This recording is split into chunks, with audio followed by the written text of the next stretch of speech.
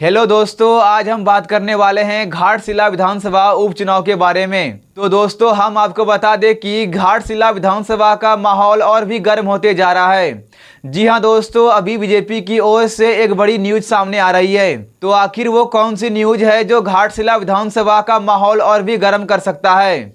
आइए जानते हैं इस वीडियो में, इसलिए वीडियो को अंत तक जरूर देखिएगा। तो दोस्तों, हम आपको बता दें कि इस न्यूज के आने के बाद जेएलके और जेएमएम के बीच बहुत ही ज्यादा टेंशन आ गई है।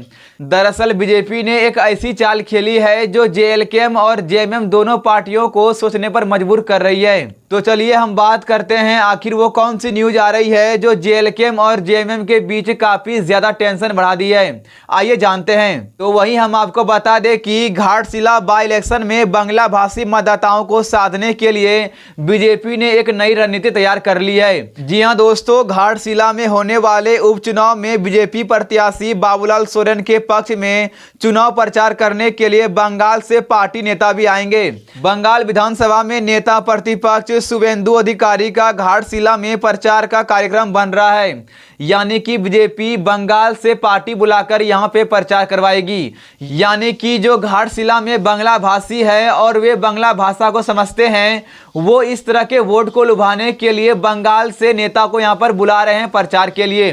तो बीजेपी ने यहां पर एक बहुत बड़ा गेम खेल दिया है जेएमएम और जेएलके के सामने। वहीं आपको बता दें कि पिछले साल हुए विधानसभा चुनाव में भी कोल्हान की कई सीटों पर शुभेंदु अधिकारी चुनाव प्रचार करने पहुंचे थे। आपको बता दें कि शुभेंदु अधिकारी बंगाल के एक नेता हैं जो कि झारखंड के घाटशिला में प्रचार करने के लिए आएंगे। खासकर वो ऐसे वोट को टारगेट करेंगे जो कि बांग्ला भाषा को समझते हैं। वो इस तरह के वोटर को यहाँ पर लुभाने का काम करेंगे। तो बीजेपी के द्वारा इस तरह की चाल खेली गई है। इसी वजह से पार्टी ने बंगाल के नेताओं से संपर्क कर उन्हें चुनाव प्रचार के लिए आमंत्रित किया है।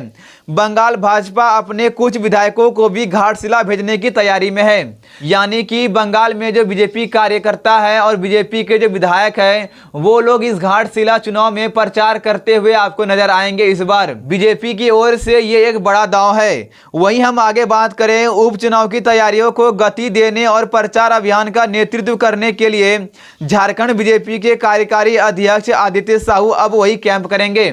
यानी कि घाटशिला का जो पूरा कैंप है वो आदित्य साहू करेंगे।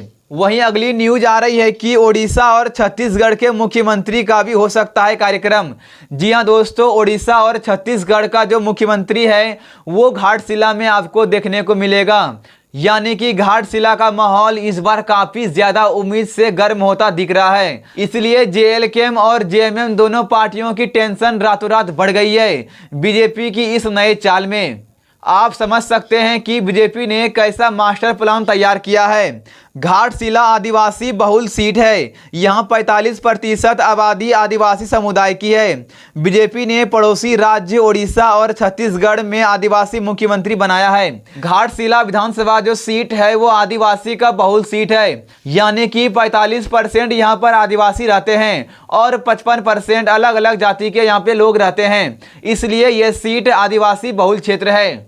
और पड़ोसी राज्य की बात करें तो ओडिशा और छत्तीसगढ़ में जो मुख्यमंत्री बनाए गए हैं बीजेपी के द्वारा वो भी आदिवासी ही है। इसलिए वहां के जो मुख्यमंत्री यहां पर प्रचार करने के लिए आएंगे वो भी आदिवासी ही रहेंगे। इसलिए काफी ज्यादा उम्मीद है कि यहां पर आदिवासी की वोट बीजेपी को पड़ने वाली है। यानी कि जो पड़ोसी राज्य ओडिशा और छत्तीसगढ़ में मुख्यमंत्री बनाए गए हैं वो भी आदिवासी ही है। तो बीजेपी ने ऐसा प्लान इसलिए बनाया है कि जो छत्तीसगढ़ और ओडिशा में जो मुख्यमंत्री है वो आदिवासी है और इसीलिए यहां पर आदिवासी मुख्यमंत्री को यहां पर उतारने की तैयारियां चल रही है। इसलिए बीजेपी ने यहां पर मास्टर प्लान तैयार कर लिया है। वहीं आगे बात करें तो आदिवासी समुदाय के बीच जन समर्थन पाने के लिए दोनों ही राज्यों के मुख्यमंत्री चुनाव प्रचार में घाटशिला आ सकते हैं। ओडिशा के मुख्यमंत्री मोहन चरण मांझी और छत्तीसगढ़ के मुख्यमंत्री विष्णुदेव साय के भाजपा ने घाटशिला उपचुनाव के लिए स्टार प्रचारकों की लिस्ट में शामिल किया है। यानी कि ओडिशा और छत्तीसगढ़ के दोनों मुख्यमंत्री हैं, उन दोनों का भी नाम स्टार प्रचारक में शामिल किया गया है। यानी कि 100% यह मानी गई है कि दोनों के दोनों मुख्यमंत्री झारखंड के घाटशिला में आपको देखने को जरूर मिलेगी। वहीं आगे बात करें तो बांग्ला भाषी और आदिवासी समुदाय के बीच पार्टी उन्हीं के बीच के नेता को लाकर समर्थन की उम्मीद कर रही है। यानी कि बीजेपी ने यहाँ पर दो बड़े चाल खेल लिए हैं। एक वो है जो कि छत्तीसगढ़ और उड़ीसा के मुख्यमंत्री हैं, जो कि आदिवासी समुदाय से आते हैं। वो यहाँ पर आकर भाषण करेंगे और जो भी होंगे आदिवासी की वोट वो लेंगे।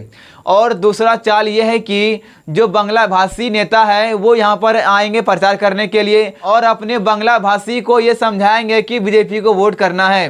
तो बीजेपी का यहाँ पर दो बड़ी चाल सामने आ रही है, इसलिए जेएलके और जेएमएम में काफ़ी ज़्यादा टेंशन बढ़ गई है। तो बीजेपी का इस मास्टर प्लान के बारे में आपका क्या कहना है, हमें कमेंट बॉक्स में जरूर बताइएगा। और घाटशिला विधानसभा सीट से कौन सी पार्टी चुनाव जीतेगी, हमें यह भी कमेंट बॉक्स में जरूर बताइएगा। घाटशिला के लेटेस्ट न्यूज़ को सबसे पहले देखने के लिए हमारे चैनल को सब्सक्राइब जरूर कीजिएगा।